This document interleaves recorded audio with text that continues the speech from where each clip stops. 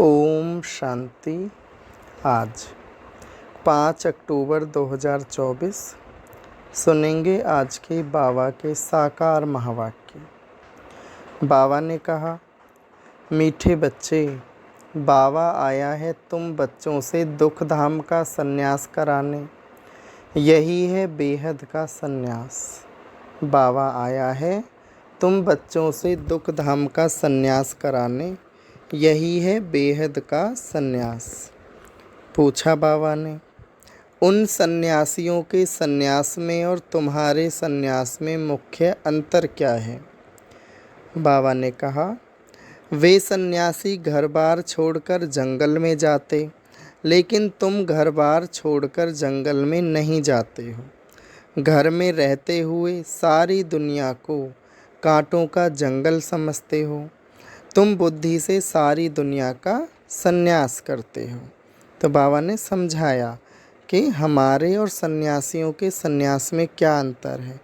वो लोग तो क्या समझते हैं, सुख को कागविष्टा समान समझते हैं और घर बार का त्याग करके जंगल में चले जाते।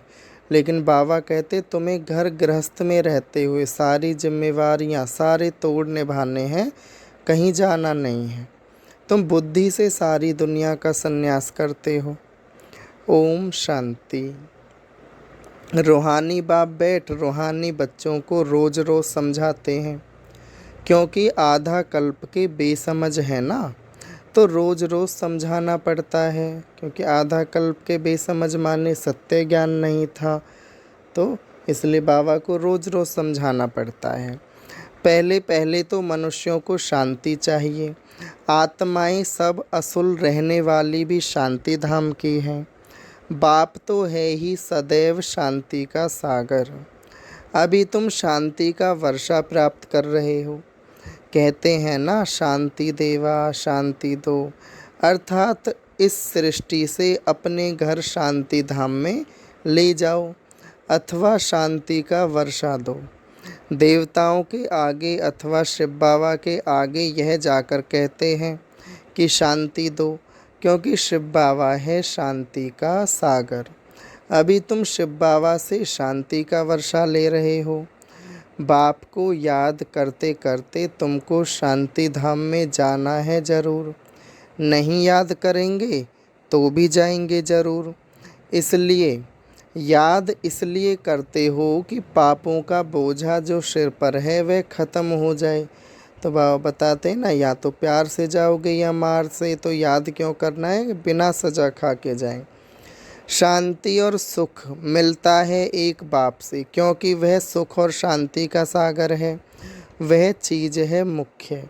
शांति को मुक्ति भी कहा जाता है, और फिर जीवन मुक्ति और जीवन बंद भी है। जीवन मुक्ति सतयुग और जीवन बंद द्वापर कलयुग। अभी तुम जीवन बंद से जीवन मुक्त हो रहे हो। सतयुग में कोई बंधन नहीं होता, गाया भी जाता है सहज जीवन मुक्ति व सहज गति सतगति। अब दोनों का अर्थ तुम बच्चों ने समझा है। गति कहा जाता है शांति धाम को, सद्गति कहा जाता है सुख धाम को। सुख धाम शांति धाम, फिर यह है दुख धाम। तुम यहाँ बैठे हो। बाप कहते हैं, बच्चे शांति धाम घर को याद करो। आत्माओं को अपना घर भूला हुआ है। बाप आकर याद दिलाते हैं। समझते हैं, हे रूहानी बच्चों, तुम घर जा नहीं सकते हो जब तक मुझे याद नहीं करेंगे, क्योंकि याद से पावन बनेंगे तभी उस पावन घर में जा पाएंगे। याद से तुम्हारे पाप भस्म हो जाएंगे। आत्मा पवित्र बन फिर अपने घर जाएगी। तुम बच्चे जानते हो यह अपवित्र दुनिया है, एक भी पवित्र मनुष्य नहीं। पवित्र दुनिया को सतयुग, अपवित्र दुनिया को कलयुग कहा जाता है। कल है कलेश का युग। राम राज्य और रावण राज्य। रावण राज्य से अपवित्र दुनिया स्थापन होती है। यह बना बनाया खेल है। यह बेहद का बाप समझाते हैं, उनको ही सत्य कहा जाता है। सत्य बातें तुम संगम पर ही सुनते हो, फिर तुम सतयुग में जाते हो। द्वापर से फिर रावण राज्य शुरू होता है। सतयुग त्रेता क्या होता है? सतयुग। फिर द्वापर से रावण राज्य शुरू होता है। रावण अर्थात असुर ठहरा। असुर कभी सत्य नहीं बोल सकते, इसलिए इसको कहा जाता है झूठी माया, झूठी काया, झूठा सब संसार समाया। आत्मा भी झूठी है तो शरीर भी झूठा है। आत्मा में संस्कार भरते हैं ना, चार धातुएं हैं ना, सोना चांदी तांबा लोहा। तो सतयुग में सोना, त्रेता में चांदी तुल्य, द्वापर में तांबे तुल्य और कलयुग में अब लोहे तुल्य आत्मा हो गई। सब खाद निकल जाती है। बाकी सच्चा सोना तुम बनते हो इस योग बल से। तुम जब सतयुग में हो तो सच्चा सोना ही हो। फिर चांदी पड़ती है तो चंद्रवंशी कहा जाता है, दो कला कम हो जाती हैं। फिर तांबे की, लोहे की खाद पड़ती है द्वापर कलयुग में। फिर योग से तुम्हारे में जो चांदी तांबा लोहा की खाद पड़ी है वह निकल जाती है। पहले तो तुम सब आत्माएं शांति धाम में हो, फिर पहले पहले आते हो सतयुग में, तो उसको कहा जाता है गोल्डन एज। तुम सच्चा सोना हो। योग बल से सारी खाद निकलकर बाकी सच्चा सोना बचता है। शांति धाम को गोल्डन एज नहीं कहा जाता। Golden age, silver age, copper age यहाँ कहा जाता है। शांति धाम में तो शांति है, क्योंकि वहाँ तो कोई पार्ट नहीं है। पार्ट तो इस सृष्टि पर है ये खेल। आत्मा जब शरीर लेती है तब गोल्डन एज कहा जाता है। फिर सृष्टि ही गोल्डन एज बन जाती है। सतो प्रधान 5 तत्वों से शरीर बनता है। आत्मा सतो प्रधान है तो शरीर भी सतो प्रधान है। फिर पिछाड़ी में आयरन एज शरीर मिलता है कलयुग में, क्योंकि आत्मा में खाद पड़ती है। तो गोल्डन एज, सिल्वर एज इस सृष्टि को कहा जाता है। तो अब बच्चों को क्या करना है, पूछा बाबा ने। अब बच्चों को क्या करना है? पहले पहले शांति धाम जाना है, इसलिए बाप को याद करना है। तब ही तमो प्रधान से सतो प्रधान बन जाएंगे। इसमें टाइम उतना ही लगता है जितना टाइम बाप यहाँ रहते हैं, है ना, संगम युग का समय। वह गोल्डन एज में पार्ट लेते ही नहीं, है ना। हमको गोल्डन एज के काबिल बना के बाबा चले जाते हैं परम धाम। तो आत्मा को जब शरीर मिलता है तब कहा जाता है यह गोल्डन एज जीवात्मा है। शरीर के साथ है जब आत्मा तो उसे जीवात्मा कहेंगे। ऐसे नहीं कहेंगे गोल्डन एज आत्मा, नहीं, गोल्डन एज जीवात्मा, फिर सिल्वर एज जीवात्मा। तो यहाँ तुम बैठे हो, तुमको शांति भी है तो सुख भी प्राप्त होता है। तो क्या करना चाहिए, पूछा बाबा ने। तो क्या करना चाहिए? दुख धाम का संन्यास है। तो बुद्धि से इस कलयुग को, पुरानी दुनिया को भूलो, इसका संन्यास करो। इसको कहा जाता है बेहद का संन्यास। उन सन्यासियों का है हद का संन्यास। घर बार छोड़ जंगल में जाते हैं। उनको यह पता नहीं है कि सारी सृष्टि ही जंगल है। कांटों का जंगल है ना, दुखदाई। यह कांटों का जंगल है। यह है कांटों की दुनिया, वह है फूलों की दुनिया सतयुग। वह भल संन्यास करते हैं परंतु फिर भी कांटों की दुनिया में, जंगल में, शहर से दूर दूर जाकर रहते हैं। उनका है निवृत्ति मार्ग। तुम्हारा है प्रवृत्ति मार्ग, यानी घर गृहस्थ में रहते तुम संन्यास करते हो, सब कुछ संभालते हुए। तुम पवित्र जोड़ी थे, अभी अपवित्र बने हो। उनको गृहस्थ आश्रम भी कहते हैं। सन्यासी तो आते ही बाद में हैं। द्वापर के बाद सन्यास धर्म आया। इस्लामी बौद्धि भी बाद में आते हैं। क्रिश्चियन से कुछ पहले आते हैं। तो यह झाड़ भी याद करना है, चक्र भी याद करना है। बाप कल्प कल्प आकर कल्प वृक्ष की नॉलेज देते हैं, क्योंकि खुद बीज रूप है, सत्य है, चैतन्य है। इसलिए कल्प कल्प आकर कल्प वृक्ष का सारा राज समझाते हैं। तुम आत्मा हो परंतु तुमको ज्ञान सागर, सुख का सागर, शांति का सागर नहीं कहा जाता। यह महिमा एक ही बाप की है जो तुमको ऐसा बनाते हैं। बाप की यह महिमा सदैव के लिए है ना। ज्ञान का सागर, सुख का सागर, पवित्रता का सागर, शांति का सागर। बाप की यह महिमा सदैव के लिए है। सदैव वह पवित्र है और निराकार है। सिर्फ थोड़े समय के लिए आते हैं पावन बनाने। सर्वव्यापी की तो बात ही नहीं। तुम जानते हो बाप सदैव वहाँ ही रहते हैं। कहाँ रहते हैं? परम धाम में। भक्ति मार्ग में सदैव उनको याद करते हैं। सतयुग में तो याद करने की दरकार ही नहीं। रावण राज्य में तुम्हारा चिल्लाना शुरू होता है, पुकारना। हाँ, वही आकर सुख शांति देते हैं तो फिर जरूर अशांति में उनकी याद आती है। बाप समझाते हैं हर 5000 वर्ष बाद मैं आता हूँ। आधा कल्प है सुख, आधा कल्प है दुख। आधा कल्प के बाद ही रावण राज्य शुरू होता है। इसमें पहला नंबर मूल है देह अभिमान।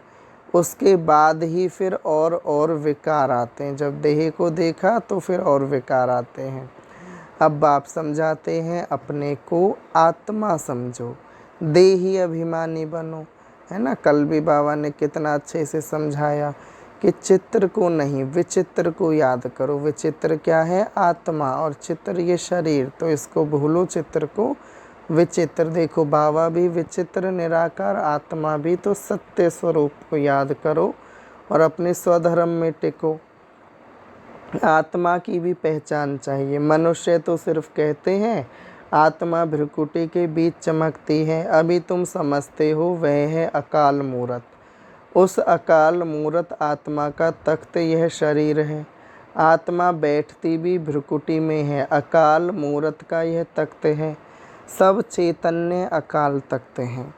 वह अकाल तख्त नहीं जो अमृतसर में लकड़ी का बना हुआ है। तो बाबा ने भ्रुकुटी को कहा, भ्रुकुटी सिंहासन जहाँ आत्मा रहती है शरीर में, तो उसको कहा अकाल तख्त। बाप ने समझाया है जो भी मनुष्य मात्र हैं सबका अपना अपना अकाल तख्त है। आत्मा आकर यहाँ विराजमान होती है। सतयुग हो या कलयुग हो, आत्मा का तख्त है ही मनुष्य का शरीर। तो कितने अकाल तख्त हैं? जो भी मनुष्य मात्र हैं अकाल आत्माओं के तख्त हैं। आत्मा एक तख्त छोड़ झट दूसरा लेती है। एक शरीर छोड़ दूसरा लेती है। पहले छोटा तख्त होता है, फिर बड़ा होता है शरीर। बचपन में छोटा बच्चे का, फिर बड़ा होता जाता है। यह शरीर रूपी तख्त छोटा बड़ा होता है। वह लकड़ी का तख्त जिसको सिख लोग अकाल तख्त कहते हैं, वह तो छोटा बड़ा नहीं होता क्योंकि वो जड़ रूप है। यह चैतन्य है। यह किसको भी पता नहीं है। सब मनुष्य मात्र का अकाल तख्त ये भ्रुकुटी है। अकाल आत्मा अकाल है, कब विनाश नहीं होती है ना। आत्मा अजर अमर अविनाशी है।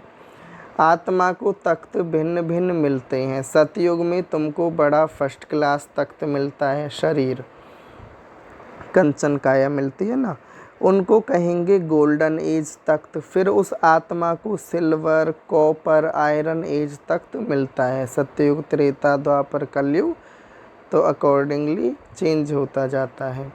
फिर गोल्डन एज तख्त चाहिए तो ज़रूर पवित्र बनना पड़े। इसलिए बाप कहते हैं मामेकम याद करो तो तुम्हारी खाद निकल जाएगी। यानी जो आत्मा में विकारों का कचरा है, मिक्सिंग है, वो निकल जाएगी और आत्मा अपने सत्य स्वधर्म में टिक जाएगी, उसका स्वरूप बन जाएगी। फिर तुमको ऐसा दैवी तख्त मिलेगा। अभी ब्राह्मण कुल का तख्त है, पुरुषोत्तम संगम युग का तख्त है। फिर मुझ आत्मा को यह देवताई तख्त मिलेगा। यह बातें दुनिया के मनुष्य नहीं जानते। देह अभिमान में आने के बाद एक दो को दुख देते रहते हैं, इसलिए इनको दुखधाम कहा जाता है। अब बाप बच्चों को समझाते हैं शांति धाम को याद करो जो तुम्हारा असली निवास स्थान है। सुखधाम को याद करो, इनको भूलते जाओ, इनसे वैराग्य लाओ। किससे? कलयुगी दुनिया से। ऐसे भी नहीं सन्यासियों मिसल घर बार छोड़ना है, नहीं, बाबा ये नहीं सिखाते घर बार छोड़ना। बाबा कहते हैं घर गृहस्थ भी संभालना है, जो रचना रची है, बाल बच्चे इत्यादि उनकी भी संभाल करनी है। बाप समझाते हैं वह एक तरफ अच्छा है, दूसरी तरफ बुरा है। तुम्हारा तो अच्छा है ना, तो तुम्हें सबको संभालते हुए परमात्मा को याद करना है, कहीं जाना नहीं है। उनका हठ योग अच्छा भी है, बुरा भी है, क्योंकि देवताएं जब वाम मार्ग में जाते हैं तो भारत को थमाने के लिए उनका संन्यास, पवित्रता भी जरूर चाहिए, तो उसमें भी मदद करते हैं। भारत ही अविनाशी खंड है, बाप का भी यहाँ आना होता है, तो जहाँ पर बेहद का बाप आते हैं वह सबसे बड़ा तीर्थ हो गया ना। सर्व की सदगति बाप ही आकर करते हैं, इसलिए भारत ही ऊंच से ऊंच देश है। मूल बात बाप समझाते हैं, बच्चे याद की यात्रा में रहो, जितना हो याद की रेस करो, बाबा को याद करने का। गीता में भी मन मनाभव अक्षर है, परंतु बाप कोई संस्कृत तो नहीं बतलाते। बाप मन मनाभव का अर्थ बताते हैं। देह के सब धर्म छोड़ अपने को आत्मा निश्चय करो। आत्मा अविनाशी है, वह कभी छोटी बड़ी नहीं होती। अनादि अविनाशी पार्ट भरा हुआ है ना। अनादि, ना जिसका कोई आदि है ना अंत है। अविनाशी है तो पार्ट भरा हुआ है, ड्रामा बना हुआ है। पिछाड़ी में जो आत्माएं आती हैं उनका बहुत थोड़ा पार्ट है, बाकी टाइम शांति धाम में रहते हैं, स्वर्ग में तो आ ना सके। पिछाड़ी को आने वाले वहाँ ही थोड़ा सुख और वहाँ ही थोड़ा दुख पाते हैं। जैसे दिवाली पर मच्छर कितने ढेर निकलते हैं, सुबह को उठकर देखो तो सब मच्छर मरे पड़े होते हैं, तो इतनी उनकी लाइफ होती है। तो मनुष्यों का भी ऐसे ही है, पिछाड़ी में आने वालों की क्या वैल्यू होगी, थोड़ा सा पार्ट बजाएंगे ड्रामा में, जैसे जानवर मिसल ठहरे। तो बाप समझाते हैं सृष्टि का चक्र कैसे फिरता है। मनुष्य सृष्टि रूपी झाड़ छोटे से बड़ा, बड़े से छोटा कैसे होता है। सतयुग में कितने थोड़े मनुष्य, कलयुग में कितनी वृद्धि हो, झाड़ बड़ा होता जाता है। मुख्य बात बाप ने इशारा दिया है, गृहस्थ व्यवहार में रहते मामेकम याद करो। 8 घंटा याद में रहने का अभ्यास करो। तो ये नोट करने की बात है। याद करते करते आखिरीन पवित्र बन बाप के पास चले जाएंगे तो स्कॉलरशिप भी मिलेगी। पाप अगर रह जाएंगे तो फिर जन्म लेना पड़े। सजाएं खाते हैं फिर पद भी कम हो पड़ता है। हिसाब किताब चुकतू तो सबको करना है। जो भी मनुष्य मात्र हैं अभी तक भी जन्म लेते रहते हैं। इस समय देखेंगे भारतवासियों से क्रिश्चियन की संख्या ज़्यादा है, वह फिर सेंसिबल भी हैं। भारतवासी तो 100% सेंसिबल थे, सो अब फिर नॉन सेंसिबल बन गए, क्योंकि सतयुग में त्रेता में कैसे सेंसिबल थे, उसके बाद तो अभी अपने धर्म का ही नहीं पता, तो भटकते रहते हैं चारों तरफ। तो इसलिए बाबा ने कहा अब नॉन सेंसिबल बन गए हैं, क्योंकि यही 100% सुख पाते हैं, फिर 100% दुख भी यही पाते हैं। वह तो आते ही पीछे हैं। क्रिश्चियन बाप ने समझाया है, क्रिश्चियन डायनेस्टी का श्री कृष्ण डायनेस्टी से कनेक्शन है ना। क्रिश्चियनिटी कहते हैं, यानी कृष्ण नीति, क्रिश्चियनिटी। क्रिश्चियन ने राज्य छीना, फिर क्रिश्चियन डायनेस्टी से ही राज्य मिलना है ना।